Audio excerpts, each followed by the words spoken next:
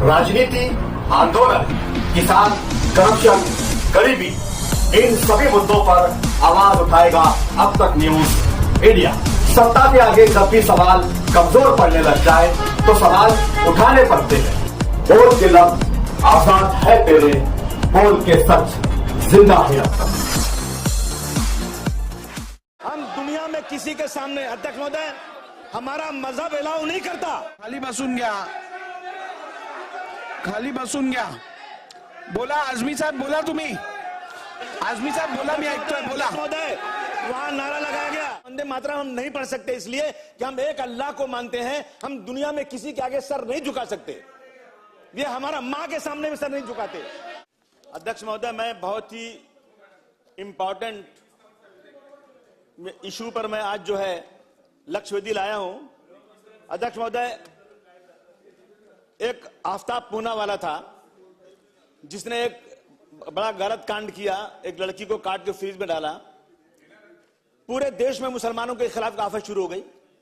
और अध्यक्ष महोदय, मेरे महाराष्ट्र में मैक्सिमम जिले के अंदर सकल हिंदू समाज आक्रोश रैली निकलने लगी और उस रैली में मुसलमानों को इतना अपमानित किया गया कि मुसलमान से बड़ा देशद्रोही कोई हो ही नहीं सकता। जब गुलिस्तान को खून की जरूरत पड़ी, सबसे पहले गर्दन हमारी कटी। अब ये कहते हैं हमसे, ये अहले चमन, ये हमारा चमन है, तुम्हारा नहीं। अध्यक्ष महोदय, ये किस्सा है 29 मार्च की शाम को 5 बजे 3 लोग मोटरसाइकिल पर आए राम मंदिर के पास औरंगाबाद में। अध्यक्ष महोदय, क्या नारा लगाया वहां पर उन्होंने? मुझे जो जवाब दिया गया, बिल्कुल गलत जवाब दिया गया। अध्यक्ष महोदय, दिशा भूल की गई है।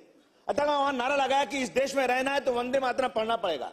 अध्यक्ष महोदय, वंदे मातरम हम नहीं पढ़ सकते इसलिए कि हम एक अल्लाह को मानते हैं, हम दुनिया में किसी के आगे सर नहीं झुका सकते। ये हमारा मां के सामने भी सर नहीं झुकाते। हम दुनिया में किसी के सामने, अध्यक्ष महोदय, हमारा मजहब अलाउ नहीं करता। नहीं, एक मिनिट, बसा। सन्मान्य सदस्य अबू आसिम आझमी साहेब, आपण लक्षवेधीच्या स्कोपच्या बाहेर जाऊन बोलू नका। आपण लक्षवेधीच्या स्कोपच्या बाहेर जाऊन बोलू नका। आपण लक्षवेधीच्या स्कोप वरतीच बोला। बसा, बसून घ्या तुम्ही पहिली, बसून घ्या पहिली बसून घ्या।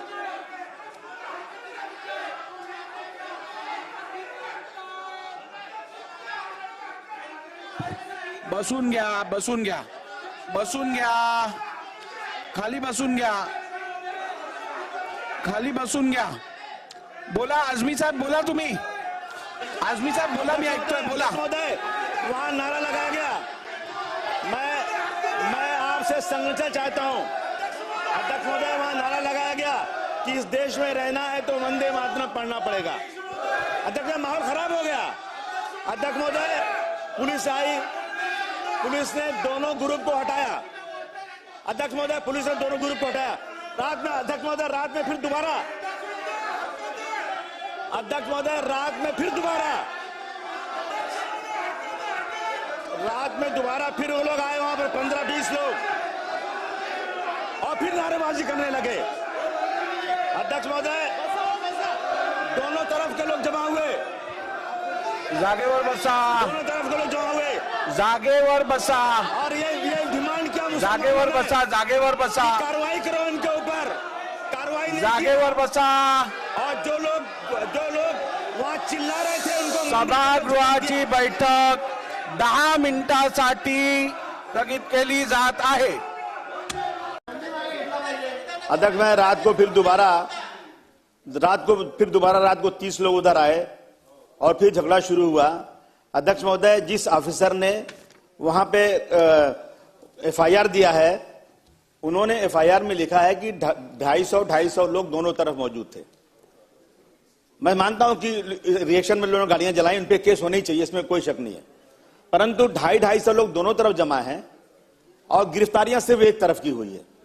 अध्यक्ष, जब गोली चली है ना, तो एक मोनीरुद्दीन नाम का आदमी जो अपने घर के कंपाउंड में था और बाहर से शटर बंद था, वहां एक आदमी अपने 5 महीने का बच्चा भी लेके खड़ा था। और ऑफिसर ने कहा कि मैंने जो है ना, जो गोली चलाई नीलिंग पोजीशन में चलाई। बिल्कुल झूठ बोला है। नीलिंग पोजीशन में गोली चलाएगा तो सामने डिवाइडर है, डिवाइडर पे गोली लगती। उसको गोली अंदर लगी है, उसके अंदर। और सर ऑफिसर वहां उस वक्त लाइट भी नहीं थी, लाइट भी पूरी ऑफ हो गई थी।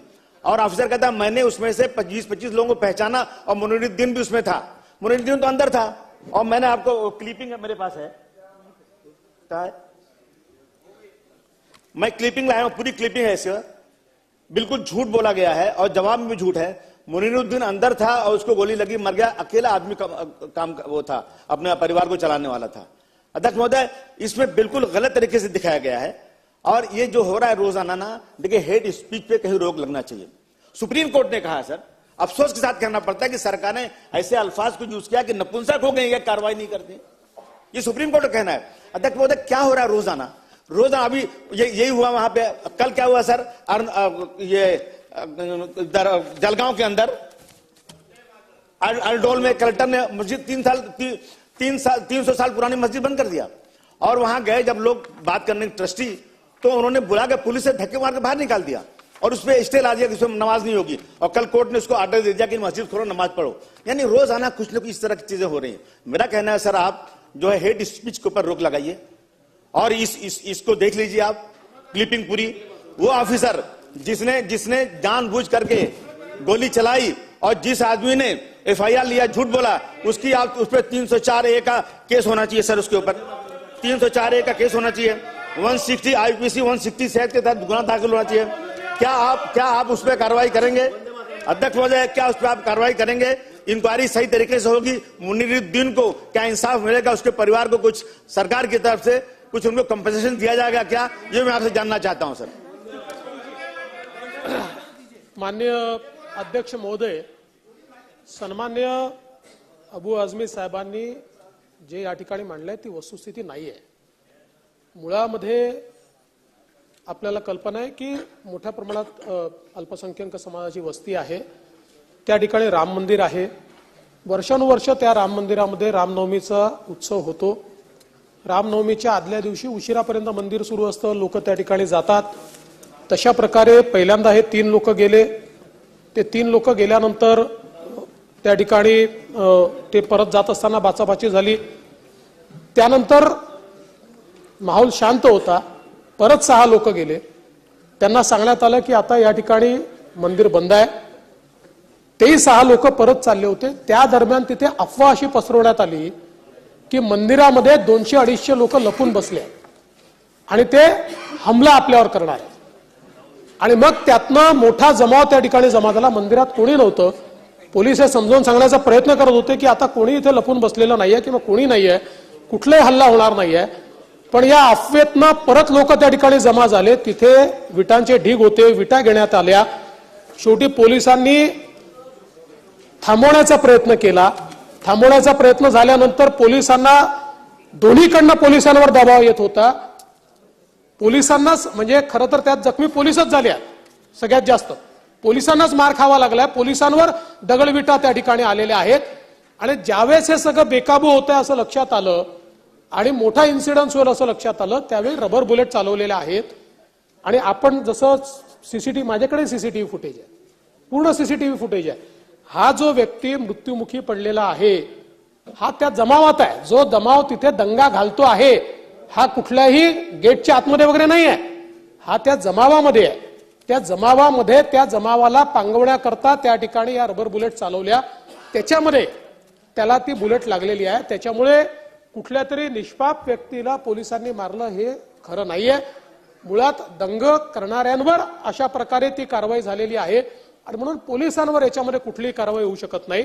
मात्र त्या ठिकाणी त्याच्यानंतरही सीसीटीव्ही फुटेज पडताळून जे लोक त्याच्यामध्ये दिसतात दंगा करताना अशाच लोकांवर अध्यक्ष महोदय त्या ठिकाणी केसेस लावण्यात आलेले आहेत। त्यामुळे कोणी निर्दोष आहे, निष्पाप आहे म्हणून त्याच्यावर केस लावली आहे ही वस्तुस्थिती नाही।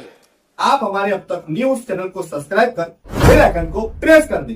और अगर आप हमारी मदद करना चाहते हैं तो आप हमारे ज्वाइन का बटन दबाकर हमारी मेंबर्स आईडी भी आप ले सकते हैं। इससे आप हमारी मदद भी कर देंगे और हमारी बेबाकी को 4 चांद लगाने का काम भी करेंगे। तुबा कॉस्मेटिक कंप्लीट स्किन सॉल्यूशन आपके लिए लाया है धूप से बचाने वाली डे क्रीम, सौले चेहरे को गोरा करने वाली नाइट क्रीम, फुंसियों के लिए TC skin cleaner and serum, सर्दी में जिल्दों को ताजा रखने वाला मॉइस्चराइजर, 7 दिनों में गोरा करने वाली क्रीम, आंखों के नीचे कालापन को दूर करने वाला टीसी डार्क वे सीरम, हाथ और गर्दन का कालापन दूर करने वाला साबुन। हमारा पता याद रखें, कुसुम्बा रोड, औलिया मस्जिद के सामने, तुबा कॉस्मेटिक कंप्लीट स्किन सॉल्यूशन।